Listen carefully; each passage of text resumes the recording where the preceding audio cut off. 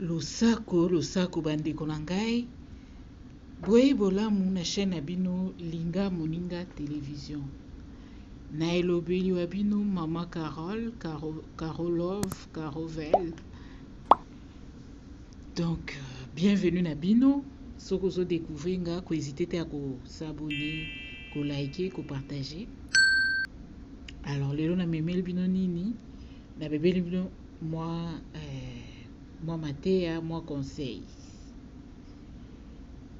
Alors, période mon a kene vacances na kin, na remarqué que bato ba mela ba jus moko na meki yango bo eza na sucre moko ta na meki yango sucre na betinga pe na mutema ngingi na bi o sucre nini boye. Siko ba yo betra pe lisolo ya ba jus yango place bateka yango et uta la compagnie moko ya indien moko siko mkosu indien na mwana na ye autai classe ayaki wana place amsala ye papa na efala bima ke zo so eloko nini bato msala batikala na mwana siko komo réclamer o azoka nzala tout ça là bazwika jus ya compagnie ya papa na ye bapesi ya mela mwana meli pasisi ya papa na ya zongi amoni mulangi vide atuni mwana zo sepa papa na meli jus ya compagnie na o abi kwa nani apesaki yango balakisi mutu apesaki yango sur place wana balongoli na msala siko ngata onoki lisolo bongo na bibosko bino moko pe en tant que être humain penda o réfléchisaka balongoli mutu na msala po amelisi mwana jus c'est que ba jus wana eza bien ka pona bana ba congolais mais eza interdit na bana ba indien. Est-ce que vous montrez que c'est bien? C'est que malheureusement na mikolo pe bazomela ba même jus wana. Jus ya bien na mokilo ezaka jus oyo moko sali.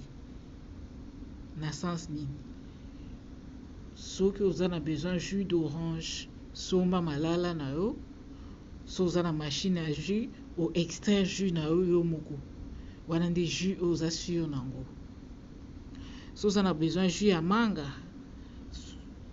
somba ba manga na yo extraire jus nango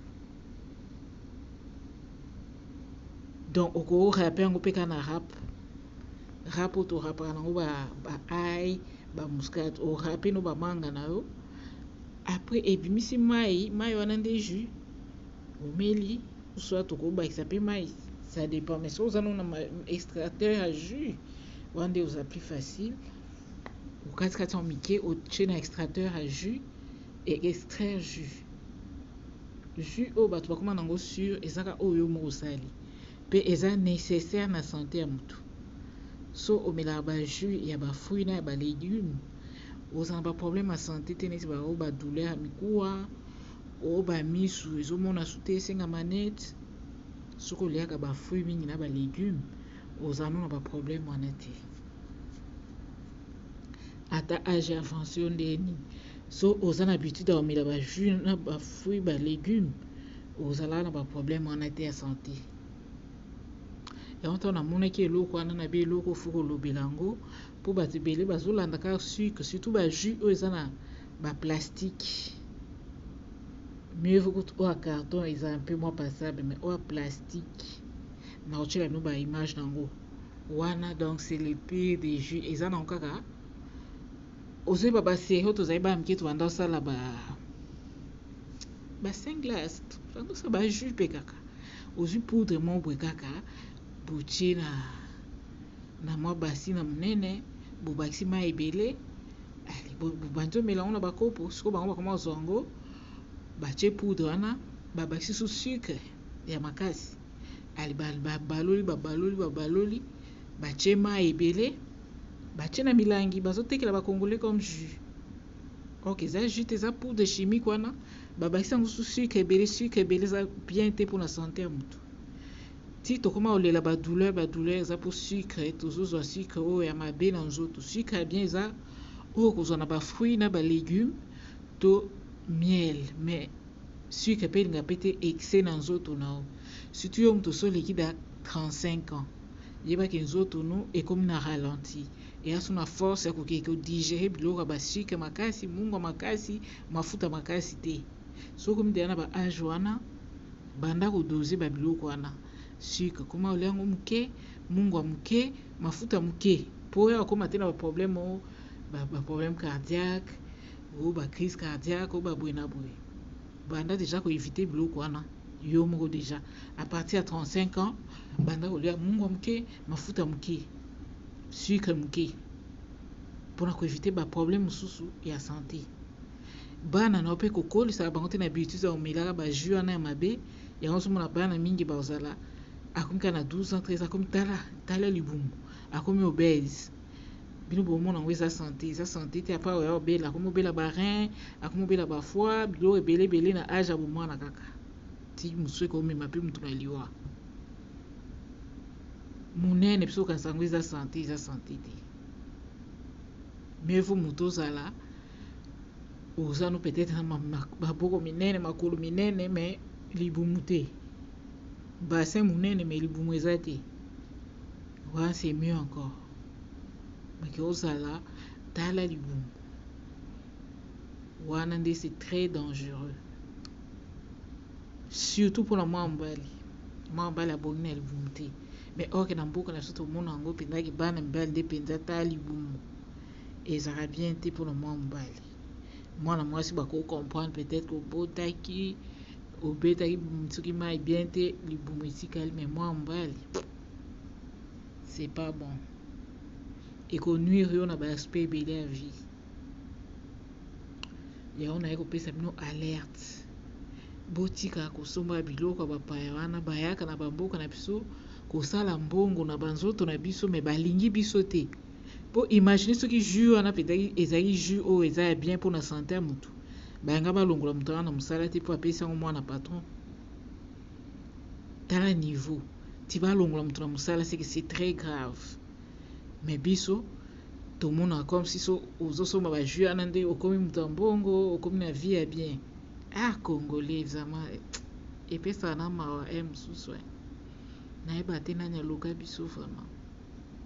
Ozosomba maladi mais ozosala nango mpe fier, ozosala nango mpe vantard na quartier, nzoka ozosombela bana no maladi sans le savoir. Kozanga oyeba eza liwa mobimba, kozanga oyeba eza liwa mobimba bandeko nanga. Yango na ngaka napesa bino alerte nayengi te bokufelaka bato na ba avant âge. Kala te mpe na bandoyela bino bémission oyo etali santé mpona remarke mpenzaki kote wana na mboka na biso eza mwa mpasi. Na oyela bino bémission tobanda koexplike makambo mosusu etali santé.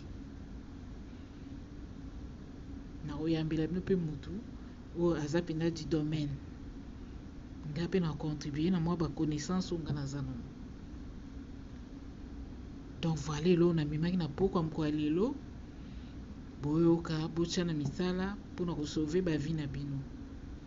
Sucre ezala nango bien mpona santé te, préféré liaka no ata miel to sucre oyo ya brin, surtout oyo ya pembe wana nde le pire de pire.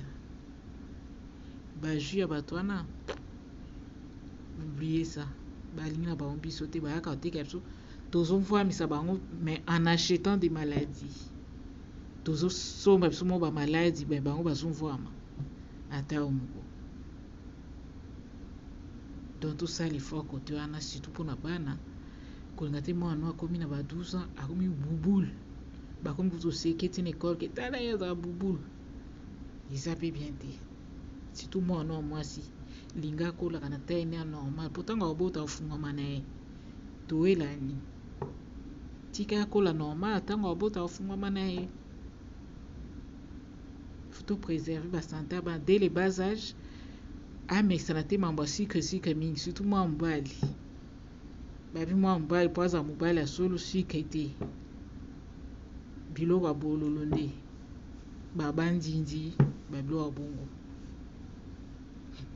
wana baisi na kaka mungu na pilipili mais faut kolesa bana biloko ekopesa 'santé ke biloko ekodétruire santé na ye. Mpe sucre wana mwana mpe cerveau na ye mo efonctionne bien eza te, mwana aza concentré na école eza te. yango bana mikolo bakomaka bapoint moko mike kaka, sucre wana ezodétruire. Boyoka mpenza botya na misala s'il vous plaît. mpona mokolo lelo na suki wana chaque fois nazwa likambo nayebisa bino na ndoya soki likambo eza nakoya koloba, soki conseil opesa eza nakoya kopesa. nazomekela bino mpe barubrique ebele oyo na nomona bosepeli nango na continue nango toki bongo. Bon bayo tokutani mbala nsima.